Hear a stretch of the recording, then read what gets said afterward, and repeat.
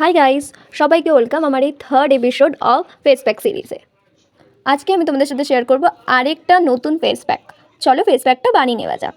ফার্স্টেই আমি নিয়ে নিয়েছিলাম 2 টাকা দামের কফির প্যাক, সেটা যতটা হয় কফিটা দিয়ে নিয়েছিলাম, তারপর বেশি করে দই দিয়ে দিলাম কারণ আমি কফির আরেকটা প্যাকেট পাচ্ছিলাম না। তারপর থার্ডে আমি দিয়ে দিয়েছিলাম মধু দিয়ে ভালো করে মিক্স করার পর তারপর আমি কফিটাকে খুঁজে পেলাম। জীবনে যেমন আমি খুঁজে পাই না, তেমনই ওরকম খুঁজে পাচ্ছিলাম না কফিটাকে। তো তারপর ওই কফিটাও ঢেলে নেওয়ার পর ভালো করে মিক্স করে নিলাম। ফার্স্টেই ভালো করে লাগিয়ে নিলাম মুখে ফেস প্যাকটা।